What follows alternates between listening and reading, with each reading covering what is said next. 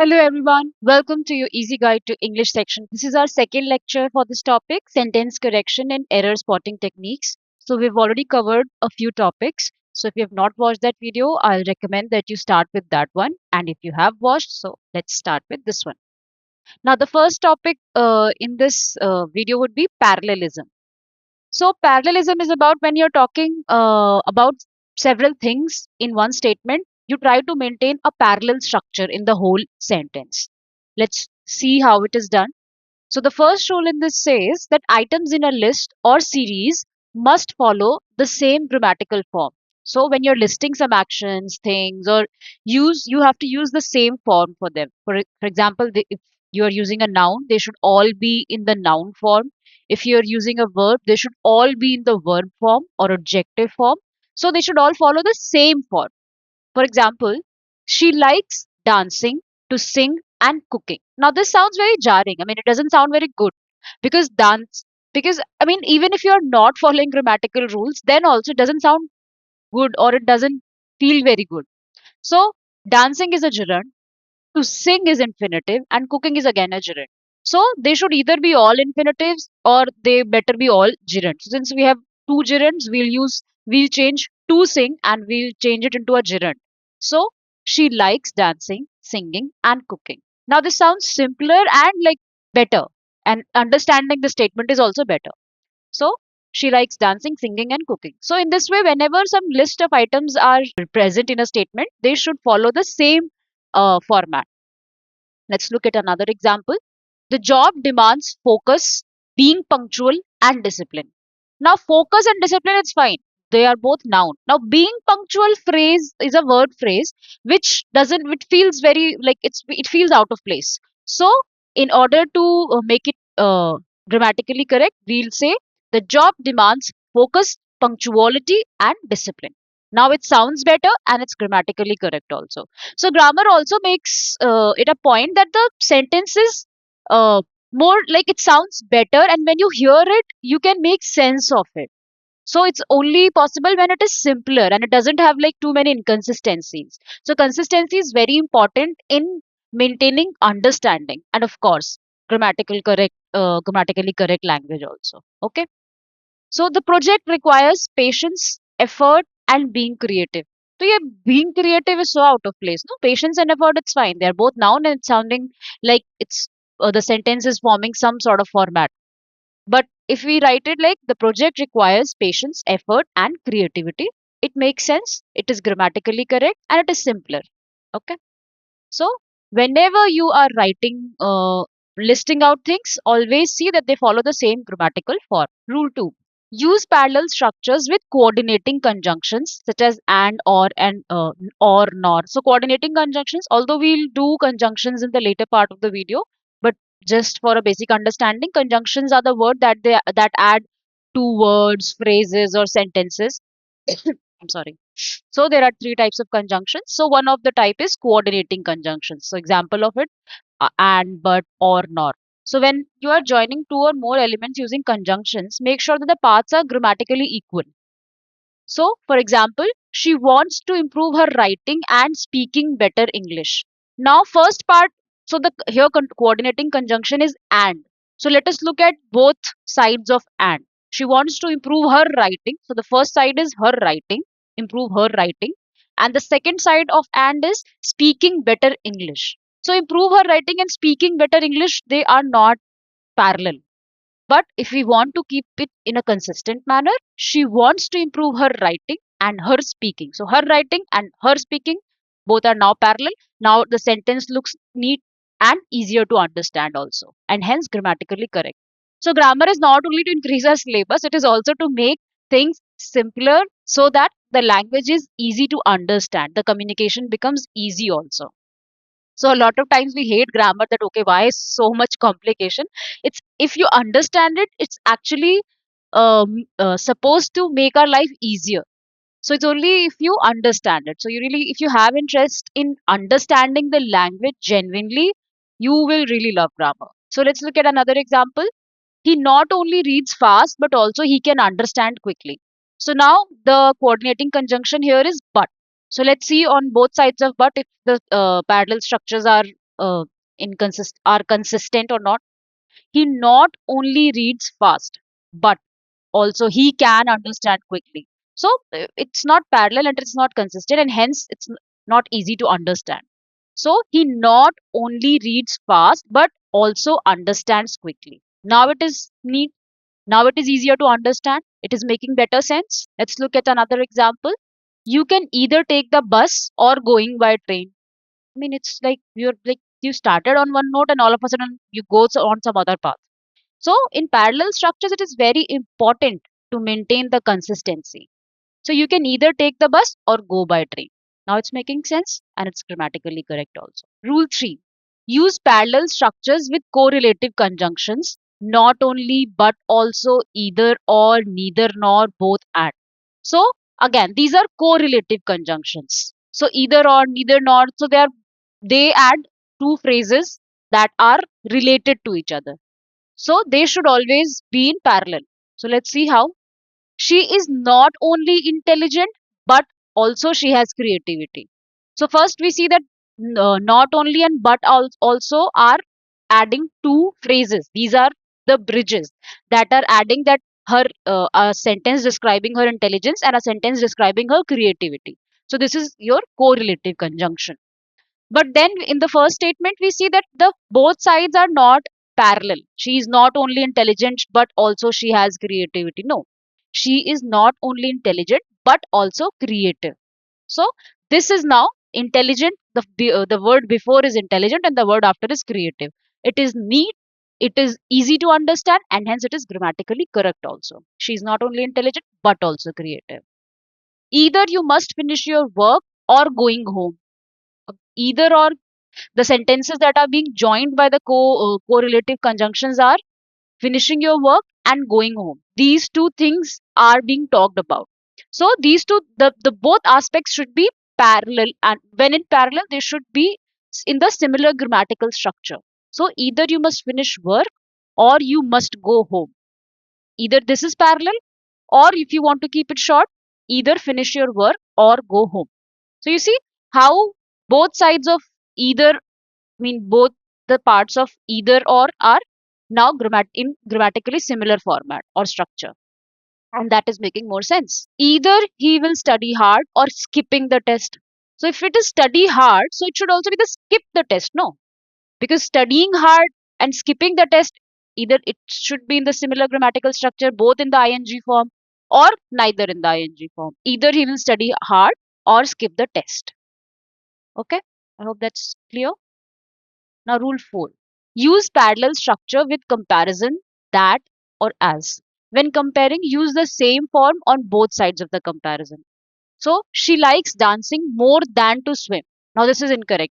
She likes dancing more than swimming. Again, we see that we are using more than, not more, just than, for comparing dancing and swimming, her likeness for dancing and swimming. So they should both be in the ing form. They should both be in the same form. I hope you're getting the sense of things by now. In the parallel structure, what is the most important, or what is the essence here is that you should maintain consistency between the say conjunctions or whatever jointers you are using. You should maintain consistency, or if you're listing many things, many items, then you should maintain consistency of grammatical format in those. So she likes dancing more than swimming. It is easier to type than editing. Now type editing is in ing form, type is in to type is infinitive form. It is not making sense. It is easier to type than to edit by hand. Okay. Reading a book is as interesting as watching movies. It's wrong. Reading a book is as interesting as watching a movie. So the article usage should also be parallel. Okay. Now rule 5. Use parallel structures in repeated sentence elements. Example in slogans, bullet points, lists, etc. So when structuring multiple parts in a sentence or bulleted list, keep the style same. So let's look at some examples. Our goal is to reduce cost, improving efficiency and better service. Now to reduce cost is one format, improving efficiency is another format, and better service is different. So again, it's very, it doesn't even sound good. It doesn't sound clear. You don't understand what is going on because the flow is getting disturbed. So Our goals are to reduce cost, improve efficiency, and offer better service. Now the whole thing is flowing very well, and it is hence easier to understand. So that's the whole point of this section on parallelism. Just maintain the consistency. So the flow of the statement is not disturbed. The company values honesty, being punctual, and working hard. Arre, they are just disturbing the flow. The company values honesty, punctuality, and hard work. So simple. He wanted three things from life: to be rich, becoming famous, and respect. So again, it's very inconsistent, difficult to understand. To be rich, becoming famous, like being rich, to be rich is one format, becoming famous is one format, and respect is different. So he wanted three things from life: to be rich, to be famous, and to be respected. Now it's the three are in the same format, so the flow of the statement is very good, and hence we can understand it better. Okay. So let's look at the rule 6. Match parts of speech, noun with noun, adjective with adjective. So balance must be maintained across the same parts of speech. So if one element is noun, the other should also be noun. If one element is adjective, other should also be adjective. Same with adverb, verb, etc. So let's look at the example. He is foolish and miser. Now why is this incorrect? Because foolish is noun and miser is adjective. Oh, sorry. Foolish is adjective and miser is noun. So, in order to correct it, we will write he is foolish and miserly. Now, both are adjectives. So, this is now again more consistent and hence the grammatically correct statement. He acted honestly but miserly. So he acted honestly but stingily. Now, why do we say stingily? Because for to convert miserly in adverb, we'll have to say miserlyly. Now, like miserly is a verb, and in order to modify verb, we'll have to tell how miser he acted. So miserlyly is not a word, so we say stingily.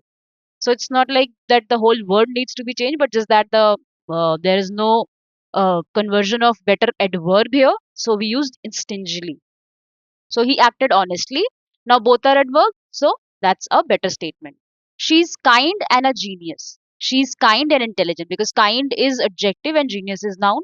So she now both are adjective. She's kind and genius. Sorry, she's kind and intelligent. So it's correct. Okay, I hope this is clear. Maintain consistent form in infinitives, gerunds, and verbal phrases. Again, we are pretty much doing the same thing. If I could just write the whole thing in one format, that in if you are talking about several things or if you're listing out several things, keep the grammatical format consistent. Do not change them throughout the sentence. So if you are following using infinitive, so follow it in the consistent manner, gerund follow it in the consistent manner, and so on and so forth. So for example, eating healthy food, resting, and to drink water is advisable. Again, the flow of the statement is getting disturbed by change in the format. So we will follow the same format. Eating healthy food, resting, and drinking water is advisable. So again, now they are all following the same format. He likes to go fishing during the day, but prefers catching fish at night. Not making sense, but I mean, not only the language, but even the content. He likes to go fishing during the day, but prefers to catch fish at night. Now it is making better sense. To die with honor is better than to live with dishonor. Incorrect. To die with honor is better than to live with dishonor. Fine. What is the difference? Oh, right. The two is not there. Sorry. So to die with honor is better than live with dishonor. So like there is missing two because it is not sounding parallel. To die with honor is better than to live with dishonor. So before and after than we are comparing. So it should be consistent. Okay. Use repetition or parallel clause structure in comparison. When comparing ideas or items, keep the grammatical structure same on both sides of the comparison. By now, I hope you're getting this a hang of it. You're getting a sense of it. You're understanding it to some extent. My essay received a low grade more for its grammar mistakes than what was said. So again, it's sounding very incomplete. My essay received a low grade more for its grammatical mistakes than for its content. So now we are getting to understand the comparison that is going on. That more, it is the reduction in grade is more because of grammar than for the content. So more and than should be used, and it should be in a consistent manner. The climate of Jaipur is more severe than Mumbai. So we are comparing the climate of Jaipur to climate of Mumbai. We are not comparing climate of Jaipur to Mumbai. The climates of the both the places are being compared, not the climate of one place and the city in the other. So the climate of Jaipur is more severe than that of Mumbai. That is why it is important to use than that of. So then that of indicates that the climate of Jaipur and climate of Mumbai. Okay. The streets of Delhi are broader than Patna. So here streets of Delhi are being compared to streets of Patna. So when the comparison part is written, it should show that the streets of both places are being compared, not the street of Delhi and Patna, the city. So the streets of Delhi are broader than those of Patna. So when we are saying those of, that means than streets of, because we have used the streets word in the starting itself. Okay, I hope it's clear. Ensure balanced structure with correlative conjunctions. In construction, using both and, either or, neither nor, not only but also, make sure that the items are joined grammatically equal. It's pretty much same as the previous one that we did, but just for the sake of clarity, I have made it into a different rule. She is not only an excellent student, but also she is a superb singer. Now, what is wrong here? She is not only an excellent student, but also a superb singer. What is the difference then? She's not only an excellent student, but also. Okay, we said, but also she is a superb student. We do not need to say she is a superb, but also a superb singer, because she is mentioned at the starting itself, and we are just using a conjunction, which is like a bridge, just joining two parts. So we do not need to repeat she is a, she is a. Okay. We not only want to visit the Taj Mahal, but also the Agra Fort. We want to visit not only the Taj Mahal but also the Agra Fort. So now we put the not only closer to Taj Mahal and the like rest of the statement to make it sound clearer. Not only did he buy flowers for his mothers but also purchased the same for his wife. Not only did he buy flowers for his mother, but he also purchased them for his wife. So it's again making it more simpler. Rule 10. Ensure parallelism in repeated phrases or prepositional structures. If you're using a preposition or phrase repeatedly, maintain the same pattern throughout. They traveled to Agra, to Delhi, and visited Shimla. No, to Agra, to Delhi, and to Shimla. Why to change the form for Shimla? Keep it same as Delhi, Agra, and same as Shimla. He bought flowers not only for his wife but also his mother. He bought flowers not only for his wife but also for his mother. So again, if you are like repeating phrase, repeat the whole phrase. If you're repeating word, repeat this word. If you're repeating infinitive, repeat the infinitive. Two plus verb, two plus verb, two plus verb. Okay, I hope it's clear. Maintain parallel voice, verb voice or clause length in series. So use consistent verb voice, active or passive, or clause structure within a statement.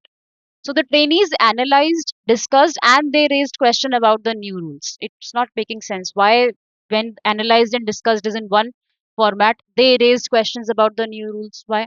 So the trainees analyzed, discussed, and questioned the new rules.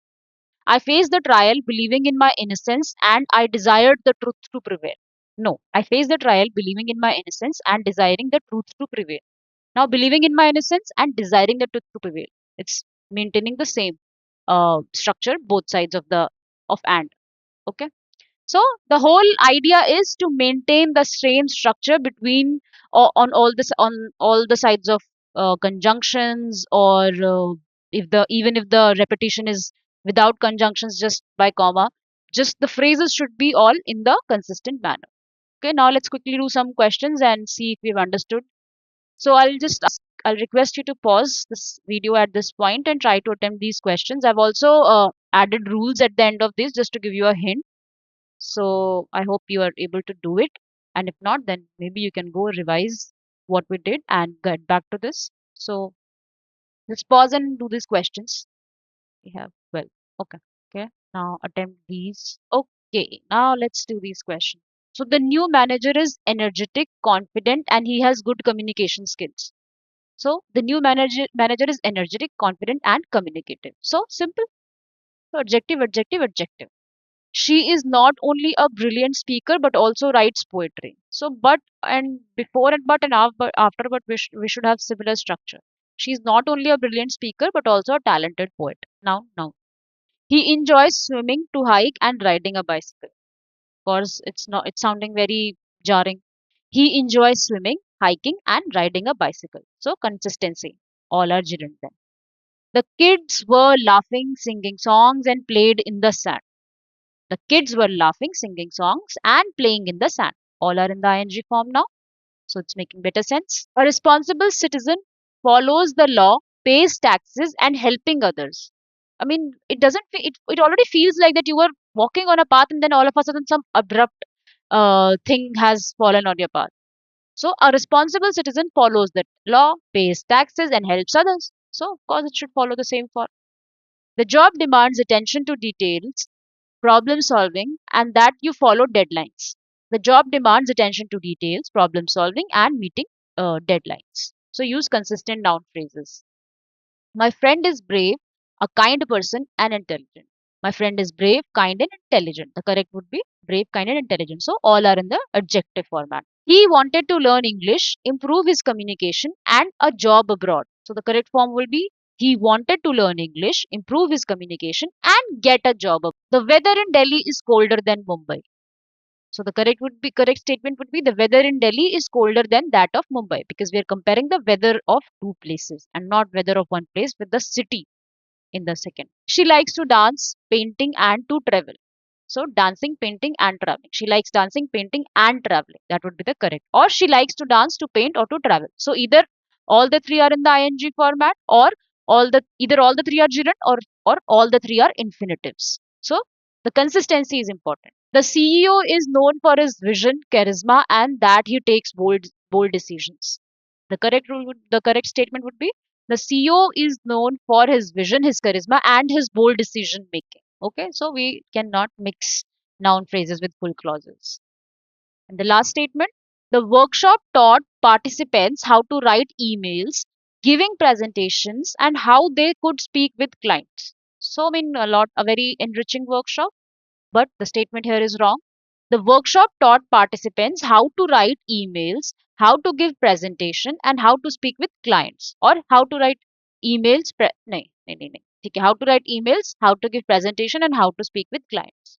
So we have to match the phrases. Okay. Okay. Now we will start a new topic: modifier placement. Now, what exactly is modifier?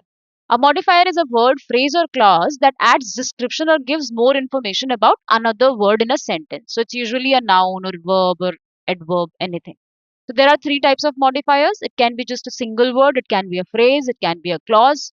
So, for example, adjectives and adverb could be single word modifiers. The blue car is fast. So here, blue is modifying the noun car. It's an adjective, but it's also a modifier. So, same is the case with adverb because it modifies the verb. So she runs quickly. So quickly modifies the verb run. So it's a modifier. Now for phrase modifiers, they are group of words that act as modifier. So the girl in the red dress is my sister. So the phrase in the red dress modifies the noun girl. So that's also a modifier. For a clause modifier adds more details. The book that you gave me was interesting. So the clause that you gave me modifies the book. Which book? The book that you gave me. So that's a clause modifier. So it's like longer. Single word, one word phrase, longer clause, even longer. So these are so what the idea is, a modifier can be just a word, few words, or a longish statement because that you gave me is not complete statement but like longer than phrase. So sometimes when you misplace these modifiers, it completely changes the meaning of the sentence. For example, she served sandwiches to the children on paper plates. So were the children lying on the paper plates? In this statement, it's giving that sense that the sandwiches were given to the children who were on the paper plate. So it's completely changing the meaning. What she's trying to say is she served sandwiches on paper plates to the children. Now the sandwiches are on the paper plate and not the children. So you see how a modifier can completely change the meaning. Now let's look at the rules to use the modifier. So place modifier close to the word that they modify. I mean, of course, commonsensically also, if you do not place it next, if you do not place what is modifying and what is being modified in close proximity, how will we understand? So modifiers, especially adjective and adverbs, should sit next to the word that they are meant to describe. Otherwise, they can cause confusion or unintended meanings, like we just saw children on the paper plates. So let's look at the first example. Covered in honey, I watched the child eat the pancakes. So it's not like I am sitting and I'm all covered in honey and I'm looking at the child. This is what this first incorrect statement, this is the sense it is giving. The correct way to say is, I watched the child eat the pancakes covered in honey. So the modifier covered in honey is modifying pancakes because pancakes are covered in honey. I am not covered in honey. Or the speaker is not covered in honey. So, of course, the modifiers should be placed close to the words that they modify. Okay. Oh, I'm sorry. Now it's clear the plates and not the children are paper. I'm sorry. This explanation of the previous statement is uh, written here, which is wrong. So please do not be confused. Let's look at the second example. The man walked his dog wearing a raincoat. So, who is wearing the raincoat? Whether the dog is wearing the raincoat or am I wearing the raincoat, this statement is not giving a very good understanding of that because the modifier is not placed at its right position. The man wearing a raincoat walked his dog. So, now it's clear that the man is wearing the raincoat and not the dog. I saw a bird on the way to school. So, is the bird going to school? Like, who is going to school? Bird is going to school. That's what the first statement is saying. On the way to school, I saw the bird. So, on the way to school is if it is the modifier and I is being modified, so it should be placed closer to the I, not to the saw the bird. Okay, so modifier should be placed close to the word that it is modifying to avoid any confusion. Avoid dangling modifiers. Now, if the subject must follow the modifier, if you start a statement with a modifying phrase, the subject that follows must be the one that is being described. So dangling modifiers are again, if the modifier is placed and what it is modifying is not following it, then that modifier is left dangling. It is left sort of useless. It is not serving the purpose for which it is being used. So that is dangling modifier. So you should see that that doesn't happen to your sentences. So running down the road, my phone slipped from my hand. Now, like running down the phone is followed by my phone. So is the phone running down the road or am I running down the road? So it's causing that confusion. So running down the road, I dropped my phone. Now running down the road is the modifier and it is modifying I because I am the one who's running down the road. And I dropped the phone. So running down the road, I dropped my phone. Now it is clear the phone wasn't running, I was. So after studying all night, the test fell easy. So, who was studying all night? Was the test studying all night? So, after the modifier, after studying all night, I found the test easy because after the modifier, the subject that is being modified should be placed immediately after it. So, there is clarity. So, the test didn't study, I studied the whole night. I should get the credit. Driving through the hills, the view was breathtaking. Driving through the hills, we found the view was breathtaking. So we add we. So the modifier is not left dangling, is not just left redundant or useless. So make sure that the subject comes right after the modifier. Okay, you see the confusion it can cause otherwise. I hope it's clear. Now the third rule says avoid squinting modifier. So don't place a modifier where it could modify two things. So do not give it that position that causes the confusion of which subject or which part of the word or a phrase is being modified. So a squinting modifier is placed between two elements in a sentence and it is unclear which one it modifies. So let's look at some examples. He said tomorrow he would call. He said he would call tomorrow. So now we know when he's going to call, when he was supposed to call. He said he would call tomorrow. So here we understand by call tomorrow how and where it should be placed. So we should not place he would between, so it causes confusion. Okay, let's look at another example. People who work often succeed. So what, like we are talking about working frequently. So people who work who often work. So they are often working. They are succeeding. She told him eventually she would marry him. So whether the act of telling was eventual or the act of marrying would be eventual, that's a statement that is being, that is the part that is getting confused here. So eventually she told him she would marry. So eventually is placed right before she told. So we know that the telling, act of telling was eventual. That eventually she told him she would marry him. Marrying is not going to be eventual. Okay, I mean, that's a different part. We don't know about that. But eventually is used for that she telling him. That was eventual thing. Okay, so here two things are there. She told him and would marrying and telling. These two things are there. So eventually should be placed before she told him. So we know eventual what happened eventually. Her telling that she would marry him. Okay, I hope it's clear. Use limiting modifiers only, just, even, almost, nearly with care. So words like only, almost, nearly, and even, they change the meaning depending on where you place them. So you should place them very cautiously. You should place them, yeah, cautiously. So let's look at the examples and see what this rule is saying. She only ate apples today. So now the placement of only in the statement is such that it feels like the whole day she did nothing, only ate apples. But if we just change the position of only, she ate only apples today. Now only is modifying apples and it shows that didn't eat anything else. In terms of eating, she only ate apples. Okay. So where only before ate is modifying ate, so that means she did the only one activity in the whole day, eating. So she only ate apples today. But what we are saying that she only ate one kind of thing, that is apples. So you do understand the whether the statement is saying that only one activity was done or only one kind of thing was eaten. So these two meanings are getting clashed. And the only difference is in the placement of only. So we have to be very cautious when we are using these words. He nearly drove for 10 hours. He nearly drove means he's not driving completely, but like almost drove, which is wrong. He drove for nearly 10 hours. That he drove for almost 10 hours. So almost driving or almost 10 hours. So the placement of the word nearly is changing the complete meaning. He didn't nearly drive, he fully drove, but for nearly 10 hours, nine and a half hour kind of uh, timing. So that's the thing.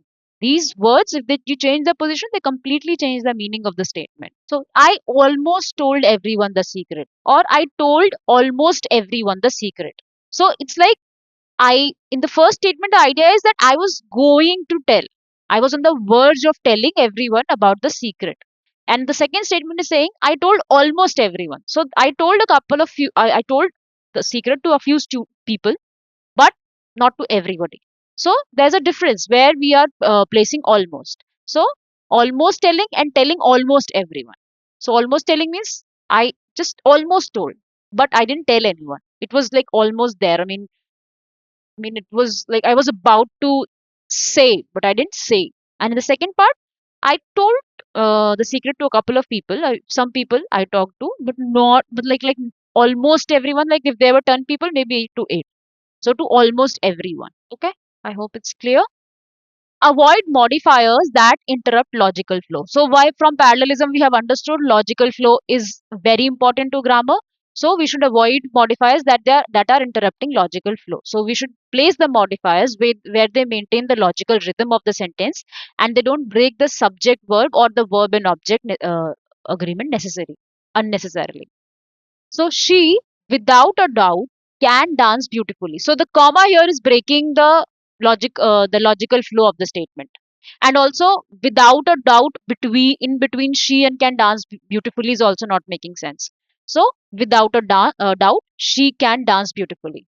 So just one comma and the whole statement is also clearer now, smoother and clearer. The student who studied, comma, with great effort, comma, passed the exam.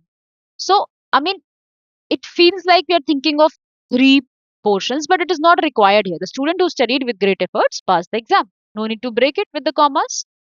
They will next week begin the construction. They will begin the construction next week. So just place it at the end. So it's not, the modifier next week, just place it at the end. So it doesn't create interruption in the logical flow. They will begin the construction next week. So it's more simple and it is like clearer now. Now, if it is so clear, let's do some exercise and see how clear it is. So again, I would request you to pause the video here and attempt the questions so we can discuss it and move ahead. Okay, now let's try to attempt these questions. So running to catch the bus, the backpack slipped from my shoulder. Running to catch the bus, which is the modifier, and followed by the subject. I dropped the backpack from my shoulder. So running to catch the bus must describe I and not the backpack. He almost worked for 12 hours on the project. He worked for almost 12 hours on the project. So the working was not almost, but 12 hours was almost that. Maybe he worked for 11 and a half hours. So the modifier almost should be placed before 12 hours. Okay. We serve customers hot coffee in ceramic mugs. So it's not like customers are dipped in the hot coffee. We serve hot coffee to customers in ceramic mugs. So we use hot coffee and two customers in ceramic mugs. So you see, you place modifier close to what they are modifying. So hot coffee is what is served and not hot customers. Okay. Incorrect. She told him she would marry him eventually. Okay, we've done this in the examples. So eventually she told him she would marry him. So, I mean, they've had a relationship and then eventually she told him she would marry him. So marrying is not done eventually, telling is done eventually. We've done this. After reading the book, the movie made much more sense. After reading the book, I found the movie made much more sense. So after the modifier, you should follow it with the subject. So it is not left dangling. Okay. I saw a deer while jogging in the forest. While jogging in the forest, I saw a deer. So it's clear now while I was jogging in the forest, while jogging in the forest. So that means I was jogging in the forest. So while jogging in the forest is followed by I, the subject, and then the rest of the statement. While jogging in the forest, I saw a deer. The teacher only gave marks for neatness. The teacher gave marks only for neatness. So only gave marks and marks only for neatness is creating the whole difference. So the only should be followed by the word or the phrase that it is uh, modifying. So only for neatness. So she gave marks only for neatness. Only gave marks. She's not, the act of giving marks is not that is being modified by only. The neatness is being modified by only. So only should be placed before neatness. He said last night he would submit the form. He said he would submit the form last night. So again, first it's like just you place it. It's like two rules. You do not break the logical flow, so you place the last night at the end, and also what is being modified should be placed next to the modifier. He said he would submit the form last night. So the placement of last night makes the timing clearer now. So in the second statement, he said he would submit the form. Submission of the form will be done last night. Okay. With a broken leg, the vet examined the horse. So the broken leg is for the horse and not for the vet. So the vet examined the horse with a broken leg. Okay, so the leg, the horse is with a broken leg and not the vet. She nearly sang for 2 hours without stopping. Again, nearly is not modifying her singing, it is modifying the time. So she sang for nearly 2 hours without stopping. So nearly should be placed before 2 hours. Okay, I hope it is clear now and we can move towards conjunctions. Conjunctions, we'll go through it really very quickly because we have done most of the rules in parallelism. I have just written them again just for the sake of compilation. So, for a topic, if you're suppose revising just one topic, say conjunctions, and not revising parallelism, you do not miss them. So, we'll go over them quickly because some of them are just repeating the parallelism topic. Okay. Conjunctions are the word that connect words, clauses, phrases, and sentence. So they are like bridges in a sentence. They make ideas flow smoothly. So just think of two, uh, say parts, so two sides of the river as two sentence, two phrases, two clauses, and the bridge is the conjunction. So that's how you can picture conjunction. So there are three types of conjunctions: coordinating conjunctions. They connect equal parts, such as they connect two words or two phrases, two phrase, two clause. So two equal parts are being connected. So the example is for, and, nor, or, yet, so. So the a very easy way to remember them is fanboys. So the example that is being used, if you look at the first letter of all these words, FANBOYS. So it's making the acronym fan boys. That's how you can remember coordinating conjunctions. Fan boys. F for, A for and, N for nor, B for but, O for or, Y for yet, and S for so. FANBOYS. Fan boys. Okay, that's coordinating conjunction for you. Sub Subordinating conjunctions, they connect an independent clause with a dependent clause. For example, they are giving a cause or they are giving some kind of condition. So there is some dependence and independent uh, clauses being joined. So for example, because. So when we say I did this because I had to do this. Yeah, because this happened. So one is an independent clause. I did this, and one is dependent clause after because I had to do this. So this is the dependent is clause is dependent on the independent clause. So they join two unequal in the sense clauses. Okay, dependent and independent clauses. So they are subordinating conjunctions. Because, although, if, these are the examples. Correlative conjunctions. They work in pair. So they connect balanced words or phrases. Example, either or, neither nor, both and, not only but also. So they add correlative sentences. Okay. We'll get to look at the examples in greater details in the rules. So coordinating conjunctions to join equal parts as we did. So like I was telling you, fanboys, for, and, nor, but, or, yet, so. So they join two equal elements. So either they should be joining two nouns, two verbs, two clauses. So for example, I bought apples and oranges. So and is joining apples and oranges. So both are nouns. So I bought apples and oranges. So again, but she wanted to come, but she had no time. So again, similar. Do you want tea or coffee? Similar. Okay, so they are like both the sides of it should be equal. So he was tired, so he went to bed early. But now, of course, it's like not making any sense. He was tired, so he went to bed early. Simple. Okay. Don't use double conjunctions together. Avoid using two conjunctions in one connection. Example, although should not be used with but, because should not be used with so, and either should not be used with also. These are some of the commonly done mistakes. So only one connector is enough. So although she was late, but she was allowed in. So we do not need but when we have already used although. Although she was late, she was allowed in. Although she was late, comma, she was allowed in. Because he was ill, so he missed the meeting. No, because he was ill, comma, he missed the meeting. So we do not need to use two conjunctions. One conjunction is enough to give the meaning. Either you go with me, also bring your brother. No, either you go with me or bring your brother. So either or neither nor, so we know these are correlative conjunctions. They are used in pair. So that is all right. But for others, for example, although you do not need to follow it with but, or because you do not need to follow it with so. Use subordinating conjunctions to join unequal parts. So that's the like basic classic definition of subordinating conjunctions, that a dependent and independent clauses are added by the subordinating conjunction. Subordinate is a senior junior. So the word subordinate itself means, for example, if I say X person is my subordinate, that I am senior to X person and the X person is working under me. So that that shows an unequal relationship. Similarly, subordinating conjunctions also join unequal clauses. So one is independent and the other clause is dependent on the first part. So the examples of subordinating conjunctions as we did: because, although, if, when, while, since. So let's look at some examples. She left because she was tired. So independent part is she left, and because is describe she was tired is describing is a cause for she left. So she was tired. Although it was raining, they went on.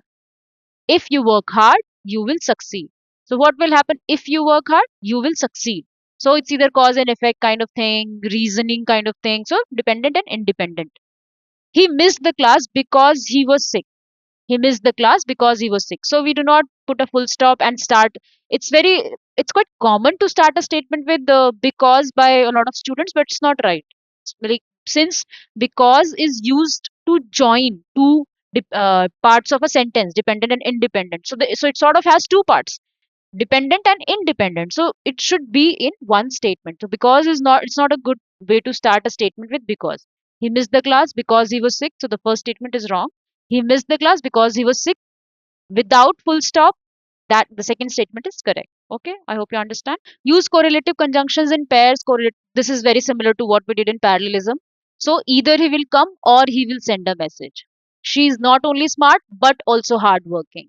Neither the teacher nor the students were late. So we see when these correlative conjunctions are used, the parts between them or before them, after them should be in a consistent manner. So if we say he is not only smart but he is also brave, this is not, this is incorrect. He is not only smart but also brave. Now not only smart but also, the sentence, the words between them are consistent now. So The when we are using correlative conjunctions, maintain the consistency, as we discussed in parallelism also. Avoid confusing time or contrast conjunctions. So what are time or contrast conjunctions? While, whereas, although, though, even though. They are they are either trying to present a contrast between two things, and sometimes they're also talking about time. So let's look at some examples and understand how. So I was cooking while she was cleaning. Now here while is talking about time, that while this was going on, I was cooking, or while she was cleaning, I was cooking. She likes tea, whereas I prefer coffee. So there is a contrast between my preference and her preference. So here whereas used for contrast. Although he is rich, he is not arrogant. Again, the contrast is being is being mentioned in the statement, that although while this is happening, this is not happening. So contrast, despite this being present, this is not happening. So contrast. So and we can use while for both time and contrast. So we have to be very careful about using it. Similarly, though and although are sometimes interchangeable, but we do not need to follow it with but. So if we say although he tried hard but he failed, it would be wrong. Although he tried hard, comma, he failed. We do not need to follow although with but. Okay, it's again a very commonly committed mistake. Rule 6, use conjunctions to maintain parallel structure. Again, we've done this before. So, she likes dancing, singing, acting, all are gerund, so it's making sense. He's not only intelligent but also creative. So, we follow the not only but also conjunction ke beech mein, we follow it in a consistent manner.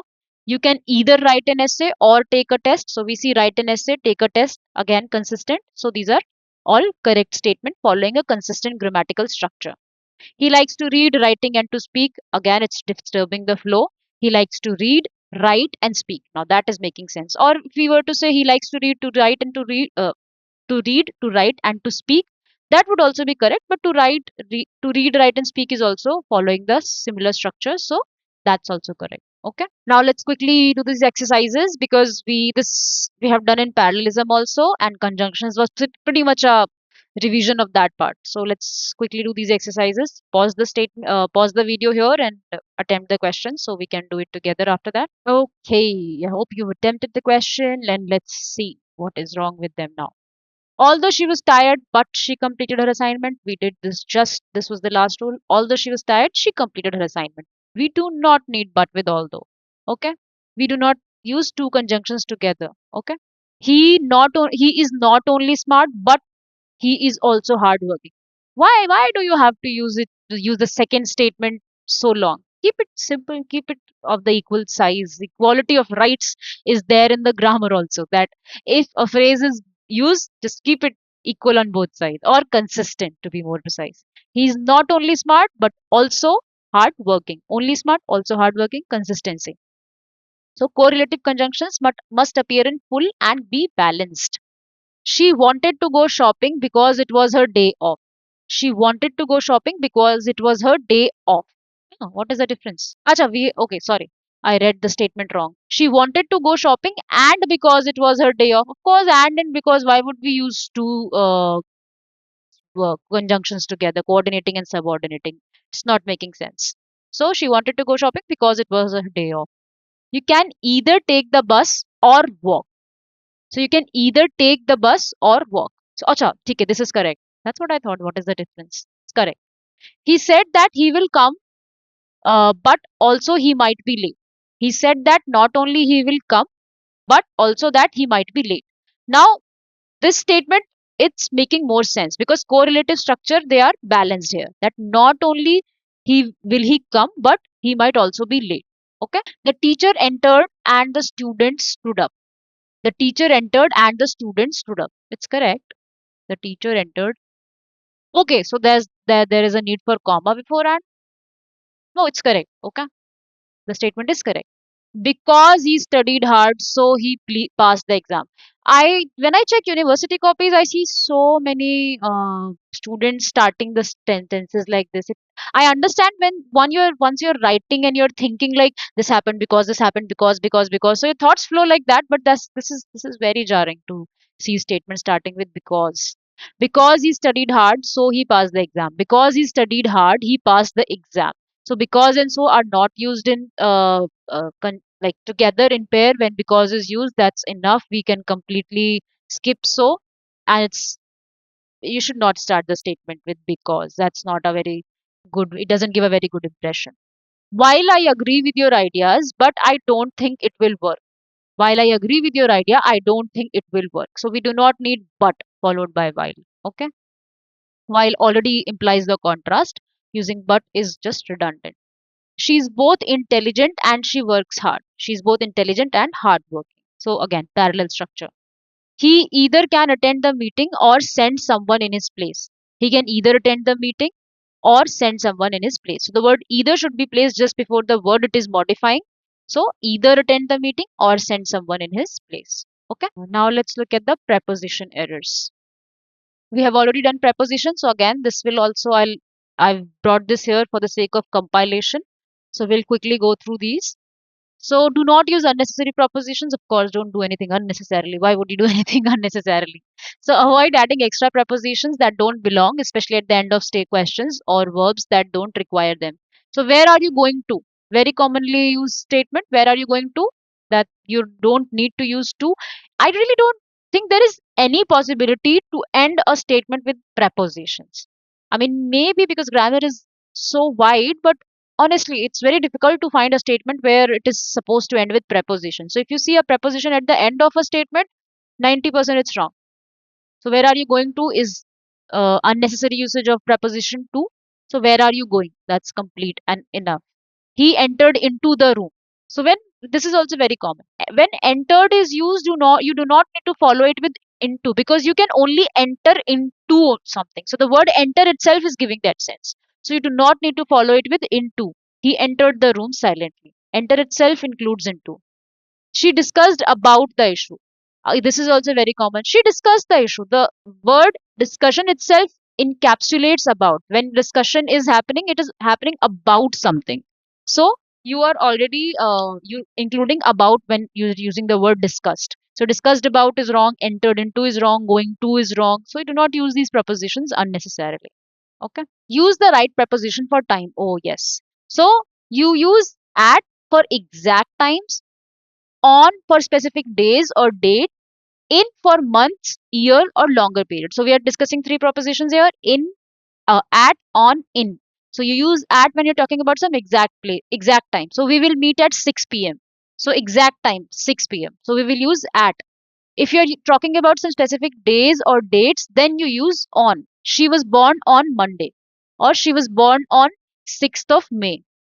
He graduated in 2015. So when you're talking about months, years, or longer period, then you use in. Okay, I hope it's clear.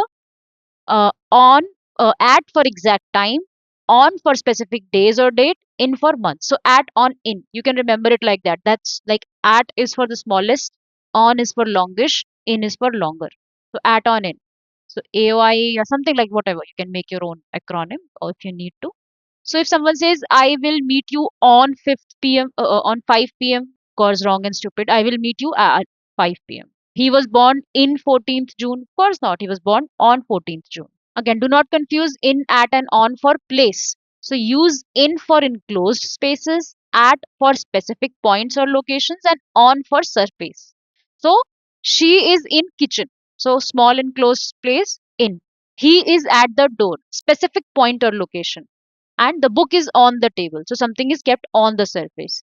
So he lives on Delhi? Of course not. It's not like he lives on the surface of Delhi, on the map of Delhi. He lives in Delhi.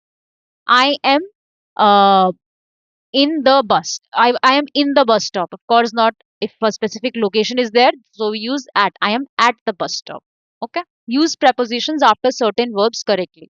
Some verbs require specific prepositions. These combinations may be memorized. Okay. So she's good at painting. He apologized for his mistake. They believe in hard work. So at painting or for his mistake, good at something, apologized for, believe in. So these verb and prepositions are used in combination. So you have to like remember these word preposition combinations. So he is good in cricket is also very commonly used. He's good at cricket. So somebody is good at something. Whenever you are using apologize, you're always apologizing for something. You're not apologizing to. Okay, let's look at some of the these verb preposition combinations are called verb preposition collections. They could have just called combination, but no, collection, because they want you to remember a new word. So you are always good at something. You apologize for something. You believe in something. They believe in hard work. You listen to something. Please listen to the teacher. They depend on something. It depends on the weather. You suffer from something. Suffers from headache. You agree with a person. I agree with you. Or you agreed to a proposal. She agreed to the plan. So agree can be used with in one context and to with a different context. He says something belongs to something. So the bag belongs to me. Okay. Someone worries about something. Worry is about something. So, like, what are you worrying about? Don't worry about the result. So, these verb and propositions are used in combination and not any other way. Okay. Use to and for appropriately. So, use to when indicating a direction or giving something to someone. Use for to express benefit, purpose, or reason. So, I gave the gift to her. The letter is for you. He bought a pen for his brother. So you are using to and for in a specific manner. Okay. So I explained the plan for them is not making sense. I explained the plan to them because you explained something to someone. She made a cake to her mother. Of course not. She made a cake for her mother. Okay. She's making it for her. Avoid using prepositions after certain verbs that don't require them. Some verbs are transitive. That is, they directly take an object and they do not need prepositions. So he demanded for an explanation. Again, very commonly committed mistake.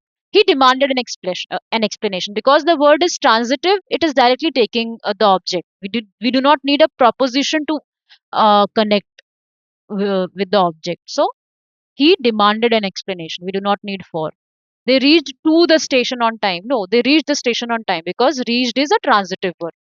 She ordered for pizza. So here, for is otherwise used to, add or, to bring the object to the verb or whatever. But if the verb is transitive, so it is obviously, it means that it is directly can take an object and do not need preposition. So if the transitive verbs are there, we do not need the preposition. She ordered pizza. So ordered itself is saying that somebody is doing that, asking for something. You cannot just she ordered. So something is being called upon. No, something is expected at after it. So the word order itself is required is giving a sense of a object being followed. Then what is the use of preposition? No, she reached. If you're reaching somewhere, it's already is giving a sense that you were going somewhere and you're about to reach. So you do not need a preposition to stick that destination to the word reaching. So she reached the station. So we do not need to join it. Okay. So she reached the station, ordered the pizza, demanded an explanation. You do not need preposition to stick them. Okay. Now let's look at the practice questions. Let's quickly finish this, and after this, I think that this was the last topic in this lecture. So just pause the video and quickly finish this. This is a very simple exercise. Okay. Now let's try to solve these questions. He entered the room quietly. Now enter is it okay? So the incorrect statement says he entered into the room quietly. So of course, entered ke baad we do not need to use into because entered itself is giving a sense that if you're entering, you will be entering into something. I was born in 15th August. No, I was born on 15th August. No, I was born on 15th August. On is used for specific date. The book the book is in the table. Of course not. The book is on the table because when we are referring to something kept on a surface, we use on. She is good in mathematics. No, we use she is good at mathematics. We did the table. Somebody is good at something. He apologized to his rude behavior. It's not like he's apologizing to the behavior. He apologized for his rude behavior. They reached to the airport just in time. So we do not reach itself is the transitive verb. So we do not need preposition to. So they reached the airport just in time. I'll meet you on 6 p.m. No, when we're talking about a specific time, we use at. I'll meet you at 6 p.m. She made a cake to her friend. She made a cake for her friend. Okay, we use for in this case. He demanded for a clear answer. Demanded is a transitive verb. Transitive verb, you can think of them, they're very accomplished. They do not need preposition because transitive verb already imply that they take objects directly. She demanded a clear answer. We discussed about the budget in the meeting. No, discussed itself when the discussed word is used, it's obviously about something. So the word discuss itself is encapsulating about, being about something. So we do not need about here. We discussed the budget in the meeting. Okay. So with this, we have come to the end of this video. I hope you have understood how the mistakes are committed and how to spot them and rectify them.